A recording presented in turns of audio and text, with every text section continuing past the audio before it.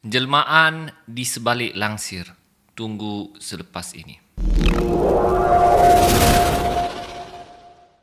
Assalamualaikum warahmatullahi wabarakatuh dan salam sejahtera. Selamat datang ke channel Ali Bosku. Baiklah, channel ini banyak menyediakan video-video yang menarik, jadi jangan lupa untuk subscribe dan tekan butang loceng untuk update video-video yang terbaru. Jadi guys, video kali ini saya ingin kongsikan satu cerita tentang dua orang sahabat. Mereka ni pelajar universiti. Dan biasalah, setiap semester pelajar universiti akan diberi tugasan, diberi tugasan oleh pensyarah mereka. So kebetulan si Faiz ni, dia ada masalah keluarga dia. Dia ada masalah keluarga yang dinyatakan ayahnya sakit. So dia mohon ihsan daripada rakan sebiliknya, itu si Zali, untuk siapkan assignment dia. Ada sikit lagi lah untuk siapkan. Jadi dia mohon ihsan daripada si Zali untuk siapkan sedikit lagi assignmentnya, sebab dia perlu bertolak ke kampung semula memandangkan ayahnya kurang sihat. Jadi si Zali ni dia ada masalah. Dia cakap, I know hal betul Faiz, pokoknya kau belanja aku makan. Jadi si Faiz ni pun no hal lah. Alah, setakat belanja makan. Dia cakapkan, kau cakap je apa makanan yang kau mau, aku belanja. Jadi si Zali pun setujulah untuk siapkan assignment si Faiz ni. So selepas isyak saja, si Faiz pun bertolak balik ke kampungnya.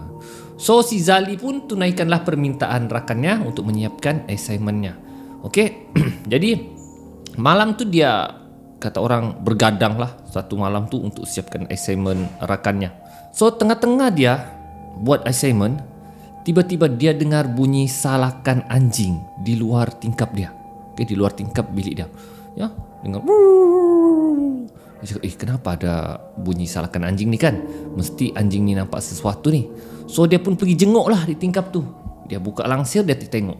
Dia tengok ada satu anjing hitam.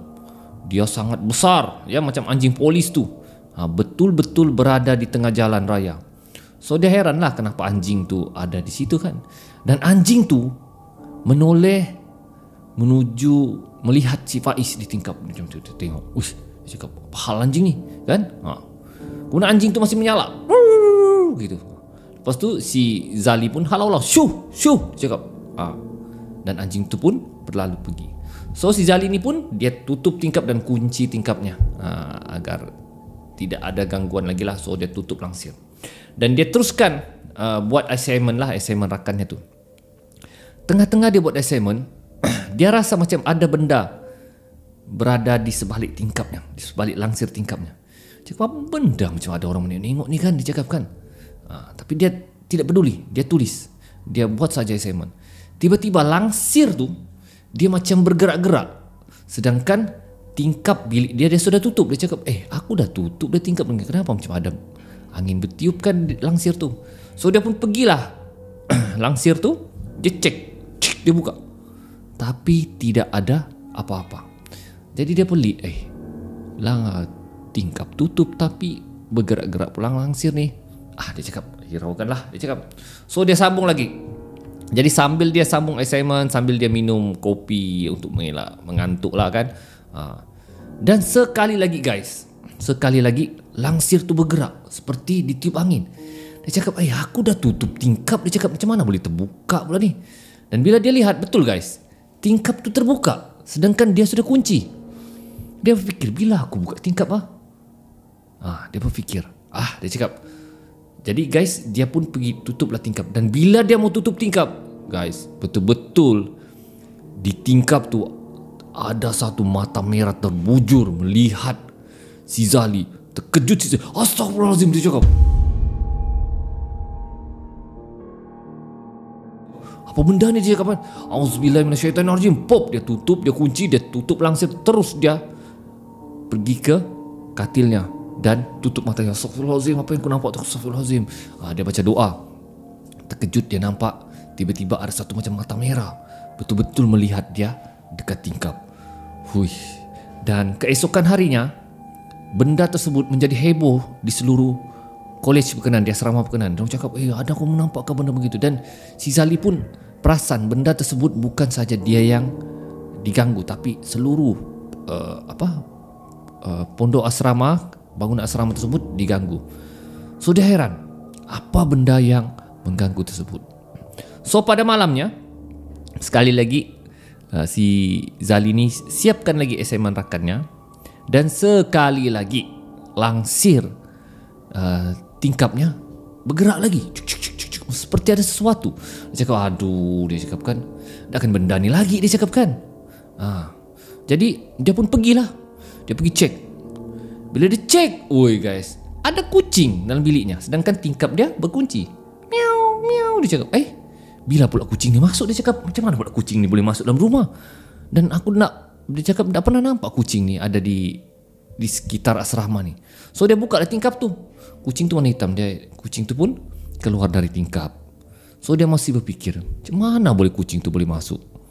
Dia cakap, dia tutup balik tingkap, tutup langsir, dan dia turun ke bawah untuk beli makanan. Makan untuk makan malam lah.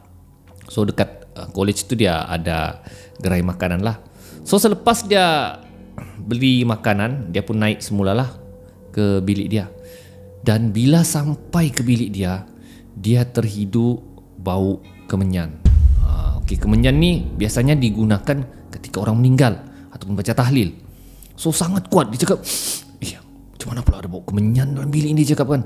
Dia pun baca, auzubillahi minasyaitonirrajim, bismillahirrahmanirrahim, assalamualaikum. Jadi dia pun masuk dalam bilik. Dan bila dia masuk dalam bilik, dia terkejut. Kawan dia si Faiz sudah ada dalam bilik. Faiz, bila aku sampai, dia cakap kan. Si Faiz hanya tersenyum. Kau ni, dia cakap, lain kali kalau kau datang bagi tahulah, jangan aku diam-diam, dia cakap kan. Tapi si Faiz hanya senyum, tidak bercakap apa, hanya duduk di katilnya lah. Kemudian si Zali tanya lah, macam mana ya kau? Si Faiz tu tidak bercakap, dia senyum. Kau ni macam pucat semacam, dia cakap kan, kau sihat kah? Kemudian si Faiz tu bercakap, mungkin cuaca kot di kampung aku kan. Itulah macam aku nampak macam pucat ni. Lepas tu si Zali pun cerita lah. Dia cakap, kau tahu ke dalam bilik kita ni, dia cakap, dilangsir tu tingkap tu, macam ada benda pelik lah, dia cakap. Semalam ada kucing, dia cakap. Ya, ada kucing dan ada macam mata merah, dia cakap. Aku nampak. Cakap nenek aku kata, kadang-kadang mungkin jin dia menjelma, dia cakap. Kadang-kadang jin ni dia boleh menjelma jadi kucing, jadi ular, boleh jadi kalajengking. Jadi aku pelik lah, dia cakap. Mungkin asrama kita ni ada penunggu kot, dia cakap. Lepas tu si Faiz tu cakap, oh ya, kau rasa dia boleh tak menjelma jadi kawan baik kau? Jadi si Zali ni, pahal pula kan. Kau ni Faiz biar betul lah, dia cakap kan. Kau janganlah buat lawak di sini, dia cakap kan. Taklah, dia cakap. Si Faiz tu kan, aku tanya aja, bolehkah benda tu menjelma jadi kawan baik kau? Woi, si Zali dia cakap berdebar lah. Ini bukan si Faiz ni, dia cakap kan. Tiba-tiba telefon dia berdering. Berdering. Dan dia tengok ada rakan dia call, dan bila tengok nama di telefon tu si Faiz, dan dia sambut, hello Zali, aku tak dapat balik hari ni, mungkin aku balik esok hari. Jadi assignment aku dah siap kah? Si Zali sudah tidak jawab. Dia berdebar-debar. Dia sekarang heran siapa yang berada di depan matanya. Dan jelmaan si Faiz tu hanya senyum melihat. Kenapa? Dah tahu ke?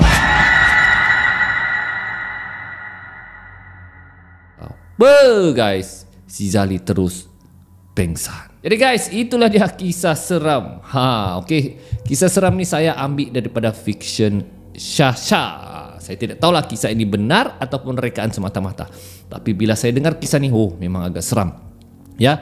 Dan kejadian sedemikian menyerupai seorang ni tidak mustahil, sebab jin ni memang boleh menyerupai manusia, boleh menyerupai binatang. Ya. Dan kalau boleh, sentiasalah kita baca doa untuk memohon perlindungan daripada Allah daripada gangguan syaitan dan jin ini. So guys, setakat itu sahaja video saya kali ini. InsyaAllah kita akan jumpa lagi di video akan datang. Ali Bosku, Assalamualaikum.